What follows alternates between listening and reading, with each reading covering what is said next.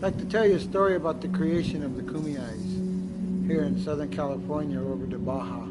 We were all family at one time. They say that the water is the blood of our life, and as the earth came through, the water became the blood of the people. Like the blood of life, our story is bound by water and its necessity in the creation of life, as well as its impact on the history of San Diego.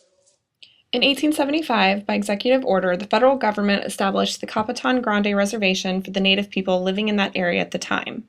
About 40 years later, the city bought the Capitan Grande Reservation from those people with plans to build a reservoir to provide drinking water for a growing San Diego. The events that took place in the purchase of that property is a little known but important part of history, not only for the Kumeyaay people, but also for the people of San Diego. When the city of San Diego developed its water resources at the time, the Indians of the Capitan Grande Reservation were the stakeholders of that land. The city had purchased their lands in 1919 and 1932 so that the dam could be built, but a determined group of Indians delayed construction on the dam by refusing to allow their graveyard to be disturbed until the government agreed to purchase them a new home. Wrestling control of the water resources of the San Diego River was complicated. The city of San Diego had to contend with the vested water rights of the Cuyamaca Flume Company and local water districts, as well as get consent from the Department of the Interior to use federal trust land since the Capitan Grande Reservation was under its protection. The Office of Indian Affairs served as a guardian and land manager for Indian wards. Initially, federal officers opposed the dam project, but by 1916 they became convinced that the interests of 200 Capitan Grande Indians should give way to the fast-growing population of San Diego. In 1919, the Congress passed the El Capitan Act, which transferred water rights and valuable acreage in the San Diego River Canyon to the city of San Diego. The El Capitan Act specified that the Capitan Grande Indians would be relocated as a group and village life reconstituted. The Office of Indian Affairs believed it was fulfilling its duty as guardian by bartering for an improved standard of living for the dispossessed. The city agreed to pay for removal and full rehabilitation and recognized that the consent of the Indians was needed for the surrender of these valuable resources. Families living in the flood zone held valuable water rights to the San Diego River. They finally agreed, and in return for cooperation, were promised that they could choose a new property nearby for their home. While this seemed to be a satisfactory resolution, it masked a problem. There was another village within the reservation, the Conejos village, along the San Diego River's South Fork.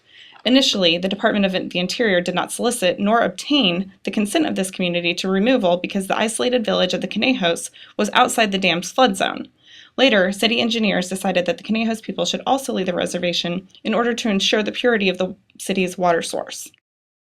The ambiguities of 1916 to 1934 were a fertile ground for intra-reservation divisions. The Raymond Ames Group was surprised to learn that the San Diego Relocation Fund would have to be divided with the Los Conejos people. They were also disappointed when the Bureau of Indian Affairs opposed the purchase of the property that they had selected as their new home, the Barren Ranch. Under pressure, the Bureau of Indian Affairs honored its promise, and 57 people in the Ames Group moved to Verona in 1932. The Paipa and La Chapa families adamantly refused to go to Verona, and these 13 individuals forged an alliance with the Conejos community, demanding the purchase of the Barren Long Ranch property in Viejas Valley. In 1932, members of that tribe bought the Verona Ranch, which is today the Verona Indian Reservation near Lakeside. In 1994, the tribe opened the Verona Casino Big Top. The casino has become the means to a restoration of self-sufficiency, prosperity, and renewed hope. Unemployment and welfare dependency have dropped from 70% to 0 on the Verona Reservation. Today, Verona Casino is a symbol of American Indian progression and a source of entertainment, culture, and history in our community.